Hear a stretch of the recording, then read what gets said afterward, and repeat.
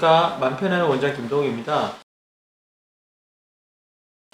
오늘은 한 신문을 보다 보니까요, 다름이 아니라 브레이크스루 상이라고 상금이 300만 달러라고 하네요. 그래서 35억 6천만 원이라고 하는데, 이 노벨상이 그 상금의 2배가 넘는다고 해가지고요. 그래서 실리콘밸리 노벨상으로도 불리는 상이라고 하는데, 여기서 1등을 한 논문이 발표됐어요. 그래서 제 개인적으로는 과연 그게 뭘까 참 궁금했습니다. 그래서 한번 찾아봤더니, 이게 정신과제 영역하고도 좀 연결이 되는 부분들이 있어가지고, 아마 저 유튜브로 보시는 분들도 좀 도움 좀 될까 해가지고, 저희가 직접 확인해 봤습니다. 그래서 논문 제목이, 이 논문이거든요. 그래서 아마 제목은 저희가 이제 자료 화면에 나갈 수 있을 것 같은데, 이게 내용이 뭐냐면, MPOA라는 그 뇌 한 부분이 있는데요. 그러니까 메디얼, 프리옵틱 에이리어라고 그래서 한 부분들이 있는데, 그쪽에 이제 갈라닌이라는 그 단백질이 이 영향을 미치고 있다는 그런 부분입니다. 그래서 이게 뭐가 중요하냐고 얘기하실지도 모르겠는데 사실은 이게 상당히 의미심장한 내용들을 담고 있습니다. 그래서 쭉 보다 보면 이 논문들을 꿰뚫고 있는 부분들, 그리고 또 이 부분들이 미국 사회나 전반적인 어떤 심리학적이나 막 이런 부분들이 큰 방향이 될 수 있지 않을까 하는 생각에서 논문을 좀 읽고 또 준비해 봤습니다. 그래서 이 내용에 의하면 아이한테 나는 냄새라든지 사랑스러운 느낌, 표정 이런 것들이 시각적 자극을 통해서 모성애나 아이들을 양육할 수 있는 그런 부분들을 자극하는 부분들이 있는데, 근데 사실은 그 바로 옆에 때로는 아이를 죽이고 싶어하는 그 욕구를 조절하는 뇌회로가 붙어 있다는 그 논문입니다. 그래서 아마 이 내용들을 보시면 도대체 이게 말이 되나 싶은데, 사실은 우리가 사는 사회에서는 거의 찾아보기도 어렵지만 동물 세계에서는 비교적 흔하게 일어나는 일들입니다. 그래서 먹을 것이 충분할 때는 자녀가 양육을 하고 있지만, 만약에 먹을 것이 없고 이제 부모가 살아남아야 될 때는 아이들을 죽이는 경우들이, 아이가 아니겠죠, 그 새끼들을 죽이는 동물들의 이 수많은 증거들이 있습니다. 그래서 이제 어떤 진화론계에서는 이 부분들이 한 개인에게는 잔인한 일이겠지만 그 종이 번식하기 위해서는 어쩔 수 없다는 식으로 이제 이 회례를 해석하는데, 저는 꼭 그렇게 보지는 않습니다. 하지만 분명한 거는 아마 이 부분만큼 과학적으로 입증된 것 같습니다. 그래서 아이를 케어하고 양육하는 그 회로랑 동시에 아이를 죽이고 싶어하는 그 회로가 동시에 연결되어 있다는 것은 학계에 인정된 사실이고, 그런데 이 논문이 가지는 그 의의가 뭐냐면, 갈라닌이라는 그 단백질이 실제적으로 그 양육 과정을 촉진시키고 그렇게 해서 아이를 케어해 줄 수 있는 그 호르몬이 존재한다는 것들을 실제적인 논문을 통해서 입증해냈습니다. 그래서 이 논문을 보면 정말 얼마나 많은 노력과 수고가 들어가 있는지 알 수 있고, 정말 충분히 그 정도의 대가를 받을 정도의 훌륭한 논문이 아닐까 하는 생각을 하게 됩니다.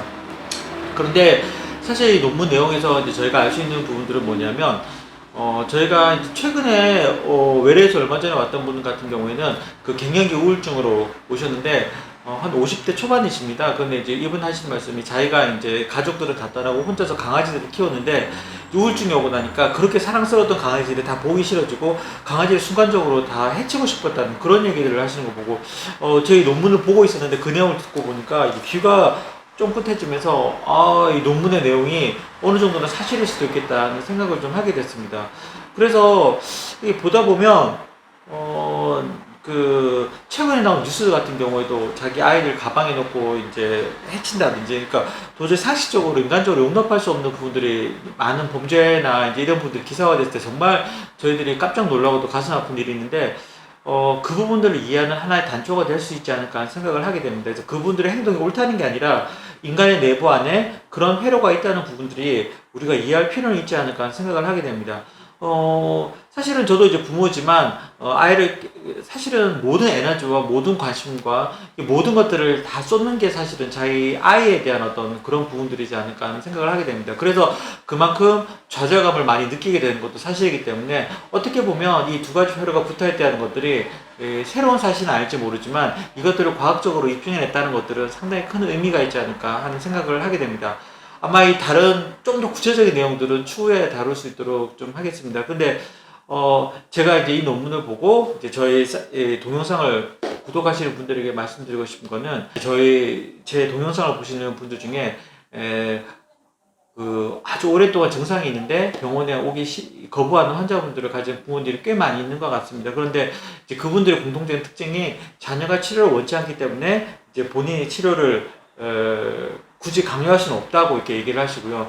그런데 또 한편으로는 사실은 증상이 치료가 되지 않은 상태에서 몇 년 동안 지켜본다는 게 정말 피가 말리고 고통스러운 작업이지 않을까 하는 생각을 하게 됩니다. 그래서 예를 들면 수년 동안 잠도 잘 자지 않고 갑자기 욕설을 하고 또 공격적인 행동을 했다가 또 어느 순간에는 또 이제 다정하게 웃는 자녀분들을 볼 때 부모님 입장에서는 참 어떨까, 그 과정을 몇 년 동안 지켜본다는 게 정말 쉽지 않을까 하는 생각을, 쉽지 않겠다는 생각을 하게 됩니다. 그래서 그 자녀로서 이제까지 쭉 어렸을 때부터 키워왔던 그 모습을 봤을 때는 정말 사랑하고 싶고 또 모든 걸 다 주고 싶은 그런 애착에 대한 욕망이 또 일어나지만, 또 어떨 때 보면 그 모든 것들을 그 자녀로 인해서 놓아버리고 싶은 그런 욕구들을 느끼는 것들이 아마 부모님 마음이지 않을까 하는 생각을 하게 됩니다. 그런데 그러니까 제가 드리고 싶은 말씀은 이런 부분들이 있을 때 가장 중요한 것이 한 걸음 떨어져서 현실적인 부분을 좀 직시할 필요가 있지 않을까 하는 생각을 하게 됩니다. 그래서 어쨌든 지금 현재 나와 있는 방법 중에 가장 현실적인 대안이라고 할 수밖에 없는 게 어쨌든 약물 치료고요. 그리고 만약에 증상이 잡히지 않는다면 입원 치료를 충분히 고려하셔야 하지 않을까 하는 생각을 하게 됩니다. 그 입원하고 치료를 받는 경우가 제가 볼 때는 특히 청소년들이나 이제 20대 초반의 부모님 같은 경우에 실제적으로 정말 치료가 꼭 필요한 경우지만 치료를 받지 못하는, 또 치료를 회피하게 돼서 치료로부터 떨어진 청소년들이 많이 있고 또 환자분들이 많이 있고 또 젊은 친구들이 많이 있습니다. 근데 부모님들이 이제 그런 친구를 보다 보면 정말 극단적인 사랑과 또 죽음 사이에서 또 정말 고민하게 되는데, 그러니까 제 생각에는 그 사이를 피할 수 있는 방법이 이 현대 의학의 힘에 조금 도움을 받으시면 어떨까 하는 생각을 하게 됩니다. 그래서 제 생각에는 가급적 빠른 시일 내에 치료를 하시고 또 그것들을 통해서 가정이 회복되고 또 만족해하는 부분들을 정말 저희 병원에서 많이 봐왔습니다. 그래서 그런 부분들을 통해서 좀 더 만족한 면들을 좀 가지고 오셨으면, 그리고 또 한편으로는 그 아이에 대해서 정말 사랑하는 마음도 있지만 때로는 그 아이로 인해서 모든 걸 놓아버리고 싶은 마음이 드는 게 절대로 이상하거나 잘못된 것이 아니라 인간의 뇌회로에 숨겨진 하나의 비밀이라는 것들을 이해를 하시고 또 힘을 내시고 용기를 내셨으면 좋겠습니다. 상당히 조금 접근하기 어려운 부분입니다. 그래서 제가 간략한 내용만 드렸고요. 추후에 만약에 댓글을 통해서 말씀해 주시면 제가 좀 더 구체적인 내용, 데이터들이 왜 이제 갈라닌이라는 단백질이 어떻게 영향을 미치는지 그 부분들은 학문적인 데이터들에 대해서 좀 더 설명할 수 있는 시간을 가지도록 하겠습니다. 구독해 주셔서 감사드리고요. 또 다음 주에도 저희 맘편한 TV 꼭 시청해 주세요. 좋아요, 구독 꼭 눌러주세요. 감사합니다.